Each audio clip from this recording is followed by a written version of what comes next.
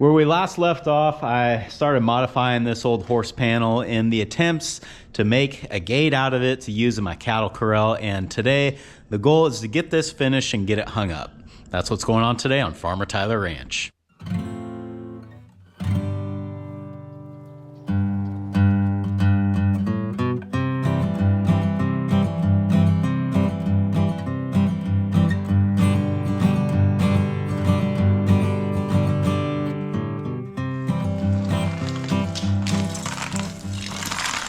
If you saw the last video, then you might remember that my MIG welder here ran out of shielding gas, so therefore I could no longer use it. And I've not yet been able to make it to town to get a new bottle of gas, but I was thinking I do have this little Lincoln wire feeder, and it does have some inner shield wire in it.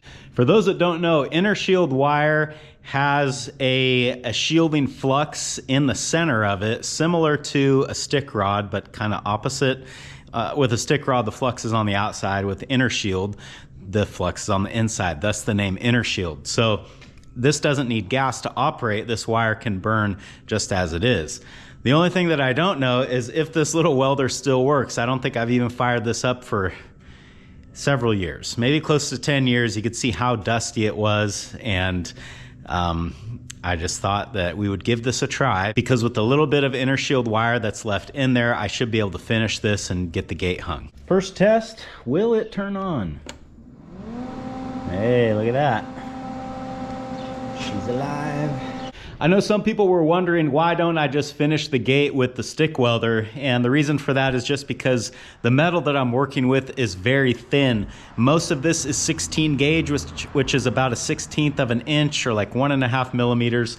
So it's very thin. I'm not saying it's impossible to stick weld, but it's hard, and I would much rather do it with the wire feeder.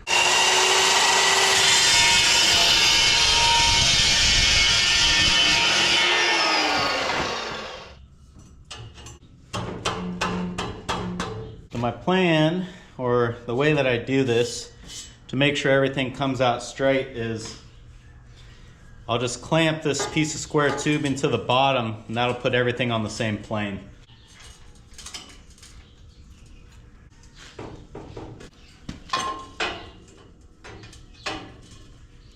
All right, well, here goes nothing.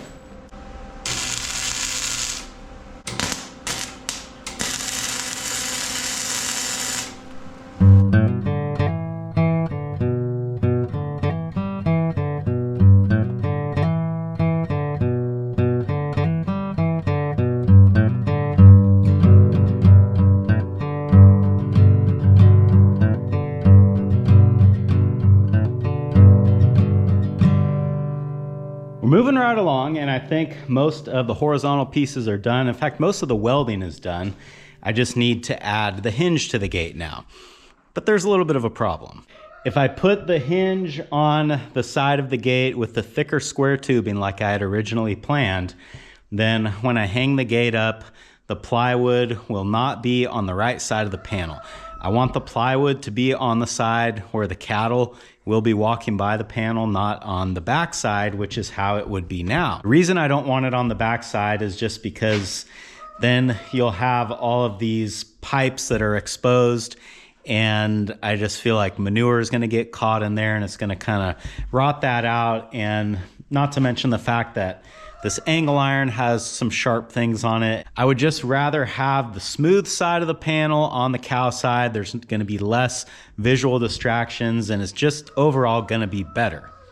So I've got a couple of choices. I can either flip the panel upside down, which I don't wanna do, or I can put the hinge on the side with this thin square tubing, which is what I've decided to do. But I can't just weld the hinge right to this 16 gauge square. That would not be strong enough. I think it would probably end up breaking before too long. So I've cut this piece of square tubing. You see I've got a side cut off of it, and this is just going to butt up against the end of the panel. We'll weld this onto the thin square tubing, and that way it will spread the load out over a greater area and reduce the chances of cracking. Just like any gate that you would buy, the top part of the hinge will have to be bolt on in order for us to properly mount the gate. So I'm only going to weld the bottom hinge on, and then we'll make something for the top that can bolt and kind of like sandwich down on that.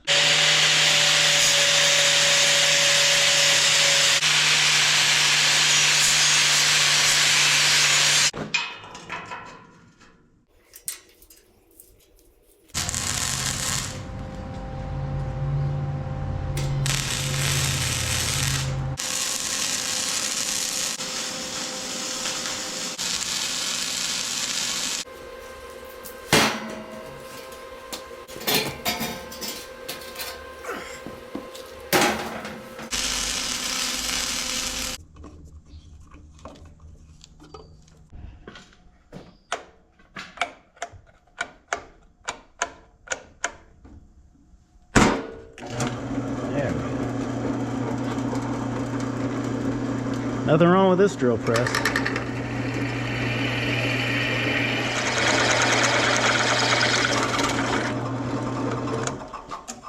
Every time I use this drill press, I think, I'm gonna buy a new drill press, but then I don't.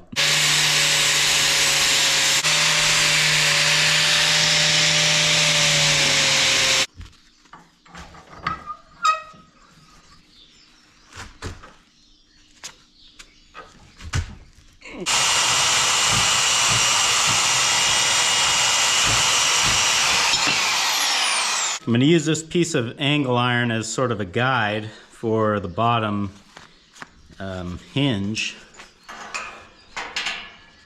And I think we'll want it about right there. And yes, we will be stick welding this because we're going 1/2 inch on 1/4, so no reason to use the inner shield wire.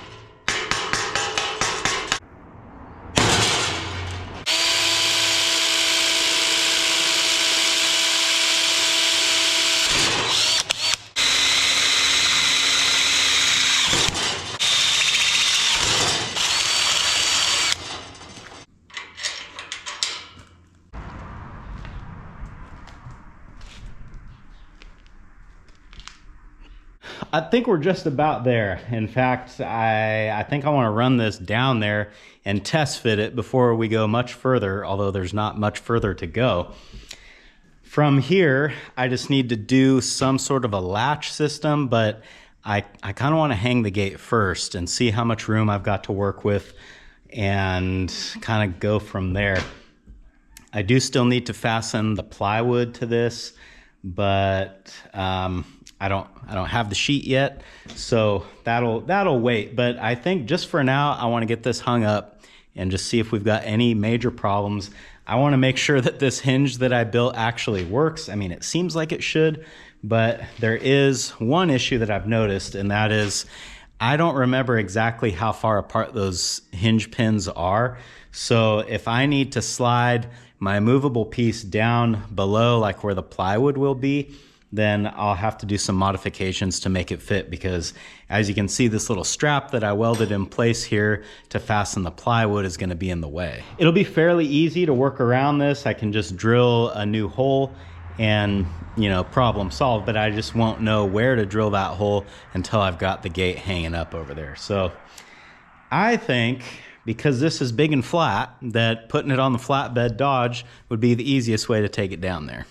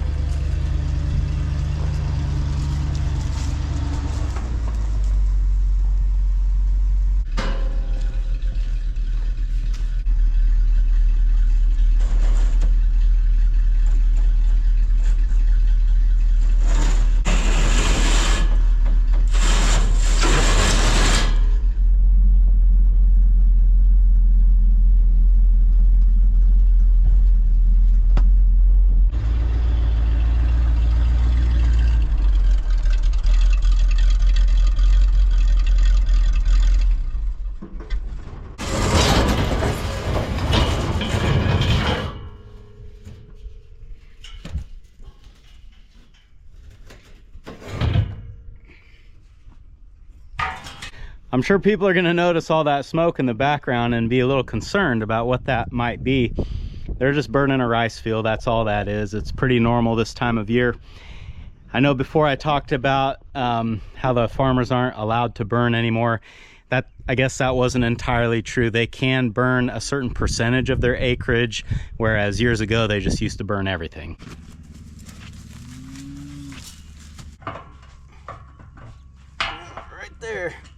This pin down here must be a little bit out of round because I measured these. They're 5/8 pins and I drilled 5/8 holes. Possibly I should have gone a little bit bigger with my hole, but I don't like hinges to be sloppy like that. I want that to be as tight as it can. So I'm gonna try to just tap it on there with a hammer or some striking device, and hopefully I can get it. If not, I'll have to come back with a drill bit and wallow that hole out a little bit, or a grinder and clean that pin up. I'm not sure, but I just gotta believe that if I, give it a good try, that I'll be able to get this on there. I mean, it's right there.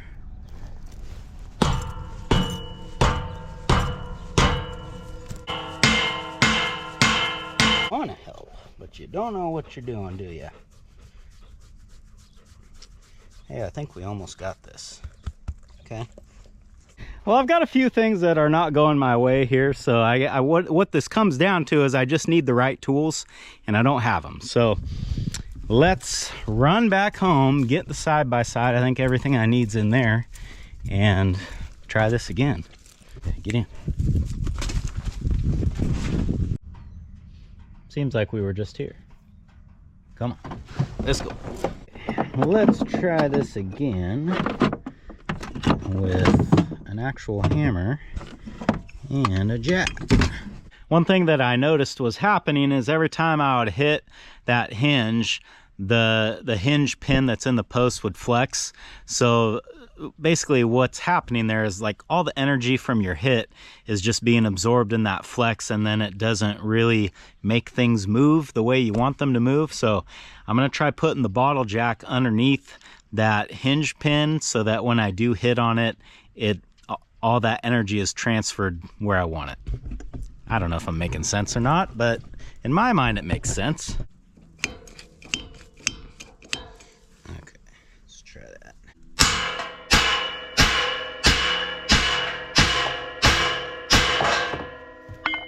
Boy, oh boy, it's loud, that's for sure.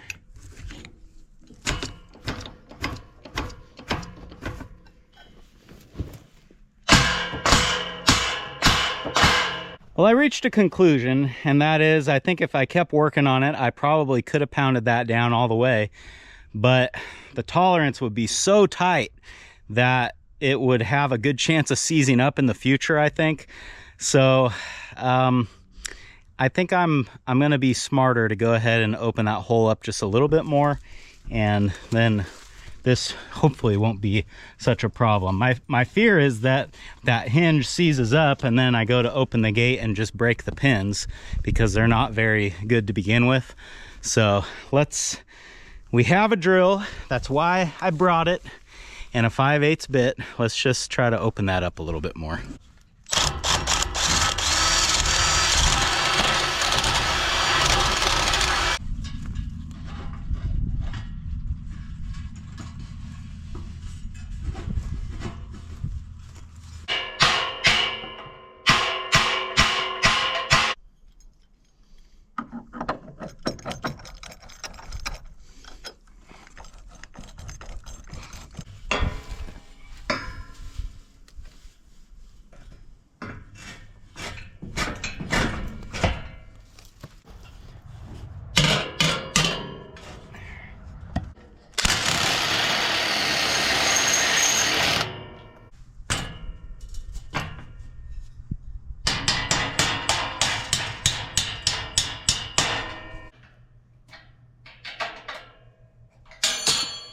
Cool.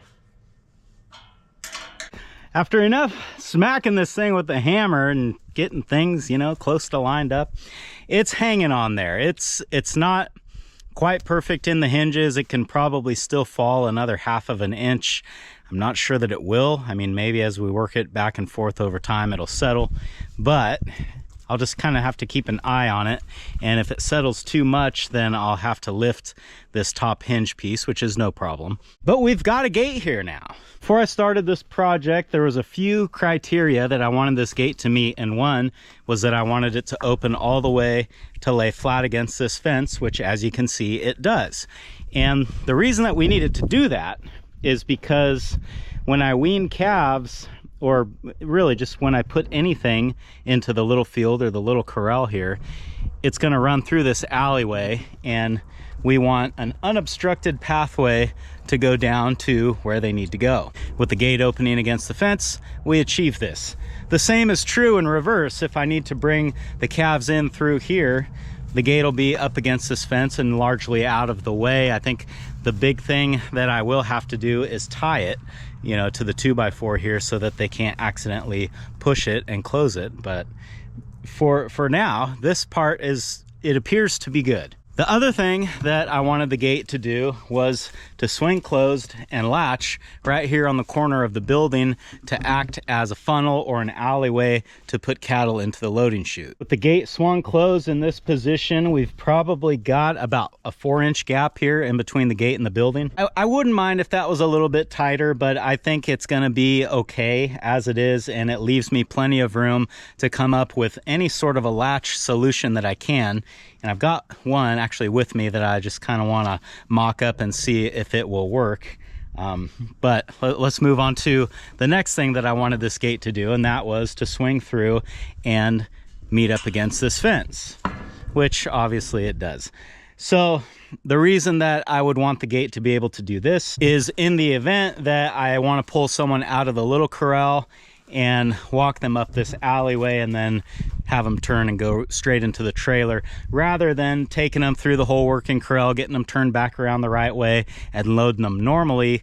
I have done this with success in the past and it works pretty good. So if I ever need to do that, which is very rare, but it does happen, and now we've got the option. Another thing that I said I wanted was for the gate to be taller. Honestly, it's plenty tall enough. It's probably taller than it needs to be, which I'm fine with, as long as it didn't hit the roof on the building so that it could swing open, which it doesn't. So this is fine. I cannot imagine a cow ever trying to jump this. This is just too tall for her to even consider it. Of course, now it makes the fence look awfully short, so she might try to jump it here. I don't think so, though. I think we're gonna be good on that. And then the last thing is I wanted the gate to be solid so that the animals couldn't see through there. Sometimes when you're loading cattle, there might be some calves or somebody in the little corral there, and when the animals get to this point, they can see them, and it makes them want to try to go that way. So once I get the sheet of plywood hung on this, that should eliminate that problem. I've got these little straps that I welded on. You guys saw this is for mounting the plywood. That's the whole reason that they're there. And the idea is that the plywood will come up to this rail and then down to the bottom. So I will have to trim a 4x8 sheet a little bit, but not too much.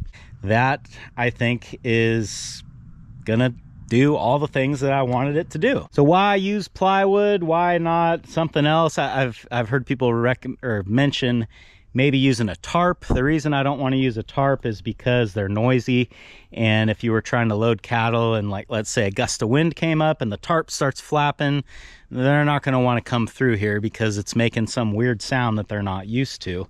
So I don't think anything flimsy like that is going to be something that I would use. Sheet metal would be fine. It's a little bit heavy. More the reason I'm not using it is because it's expensive, and I think I can get a sheet of plywood for around $25, $30, and that would be fine here. I bought one of these swing through gate latches in hopes that it would fit here. The trouble is that I measured, cut, and re-welded the gate, you know, so that I'm kind of stuck with that width before I thought of using this kind of a latch, because honestly, this would be perfect. It'll do everything that I need it to do, and I think it's strong enough. And it might still fit. It looks like it'll be pretty close, so let's go see if we can figure it out. The post that's back there, I think, is about here. So let's see. Yeah, it'd have to be about there.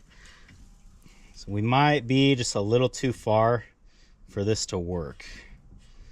Unless... I might be able to make this work. So the gap is actually a little bit too big for this to work, but it's a lot easier to work with that than it would be if the gap was too small. If the gap's too small, we're dead in the water. We just forget it. But since the gap is too big, that's something that we can fix. I could put a board on the side of the building here and lag screw it into that post and then mount this to that board, or maybe even like a piece of 2x4 steel tubing. I could, instead of using the latch that came in the kit, I could just make a longer latch. I mean, what is this? Just 1 inch solid round, it looks like. So I can make a custom latch for this that's just a little bit longer that would catch this. So I think that we can make this work, but it's going to take a little modification. Like, you know, everything in this project has taken a little modification, but I think we can do it. Could definitely make it work. This part of the corral has been a point of stress and anger for me in the past. Stress because I'm always worried about it failing, and anger when it did. So I don't know if this is going to be a permanent solution. This is looking pretty good to me, but you know, time will just kind of have to tell.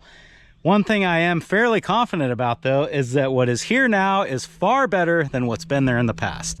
That's the next thing that needs to be addressed. Soon I will be gathering everybody up to wean the calves, and I've been walking through this working corral trying to identify any other little problems, any other things that I want to take care of before I do that. Came through here the other day and put these temporary panels back up. Again, not happy with these. I don't like this setup at all, but right now it's the best that I can think of to do here. And I think that this will probably be my primary focus next year when I'm working on the corral. If we have a dry winter, I might even try to do it then. I think most of the working corral in this area is good because this is all fairly new. I mean, within the last 10 years or so. But the one thing that is kind of an ongoing issue is the head gate on this squeeze chute. And there's two things that I don't like about it. The first thing is that it's too narrow at the bottom. Even when you open the head chute, they've only got like a 6-inch gap, and it's nearly impossible for a cow to exit this chute without tripping all over herself. And it's not the cow's fault. It's just kind of a bad design. So I've been looking at this and trying to think of a way to tackle this problem. And the best that I can figure out is, first thing, these pivot points down here at the bottom need to be further apart. That's going to be the first step. So I'm thinking even if it was just 2 inches on either side, that would give us a total of an extra 4 inches here. I think that would honestly probably be enough. Maybe go 2.5 on these and make it 5. We have to play with it a little bit to see what would work. Getting these bolts or pivot points wider isn't that big of a deal. It's just a matter of drilling the hole here. And you know, you could reach in on the backside and tighten it. I don't think it really needs to be welded. I'm not sure why they did that. So once that is done, then I would need to make like new head gate pieces that instead of this bar coming down straight like that, it would have to come down and curve over to catch the new pin. And I'll have to get a pencil and paper out and draw this out and maybe make some models and try to figure out what the best radius to use here is going to be. But I think if I do those two things, then when this is open, we'll have a bigger opening here that'll be better for the cattle when they're exiting the chute. So I honestly don't think that would be all that hard, and that's something that I do plan on doing. I'm not sure. I might be able to get that done before I run cows through this fall, but it's definitely not going to happen for the calves. Honestly, doesn't really need to happen for the calves because they are small enough that that's a big enough opening for them to work with. But the cows, they're the ones that really struggle, especially the big girls. The other thing that I don't like about this head gate is that the head gate closes too much in between clicks. And I've measured this before, but like one click on the lever is, I don't know, like 3 inches of movement or something like that at the actual head gate. It might not be 3 inches, but it's a lot. And I want it to be less, because a lot of times what happens is a cow's got her head in there and she's caught, but she's not caught real tight. And you just can't get one more click on her without just hanging on that handle, which I kind of hate to do. I can't be comfortable for them. But it would be nice if this had like a finer ratchet on it, or more teeth on the ratchet, so that each click only moved the gate just a little bit. The ratchets on these Powder River chutes, they look like they're cast iron, which would make sense. It'd have to be something that's hard and strong. So it's not, in other words, something that I can just go make in my shop. The newer Powder River chutes, I think, have a finer ratchet on them, so I might look and see if I could adapt, I should say, if I could adapt the newer style ratchet to the old chute. That would probably be the easiest solution. I struggle finding Powder River parts. If anybody watching knows where you can buy Powder River parts, please let me know in the comments, because I think I have found one place in the past that sells like the ratchets and stuff like that, and even they didn't have a very complete selection. I've tried emailing Powder River in the past. I never hear anything back from them, so I might have to track down a phone number or something like that. And then the local Powder River dealer that we have here is completely worthless. I won't even bother going to talk to them. So as I'm going through and taking care of a lot of these issues that I've been wanting to take care of for a while, it's gratifying to see all these things coming together, and it's getting me where I always enjoy working cows, but I think this year I'm looking forward to it even more, just to kind of put all of this stuff to the test. Before I wrap it up, I figured I'd do a little update on the rice straw bales, as I'm kind of surprised that you can really still see, especially these 4 here at the top of the hill, that they haven't destroyed them a little bit more, but they're definitely working on it. I'd say in the next day or so, probably at least by the 1st of November, we'll have to start feeding some good hay to these cows. But this so far has worked out really good. In fact, I wish instead of only baling up 8 of these big bales, I would have done like 10 or 15 like I had thought originally, and just covered this whole corral with them. So maybe that's what we'll do next year. The only thing that's really yet to be seen with these is how they do with the mud, or hopefully how they reduce the mud, but time will just have to tell on that one. Thanks for hanging out with me today, guys, and I hope I'll see you again on Farmer Tyler Ranch.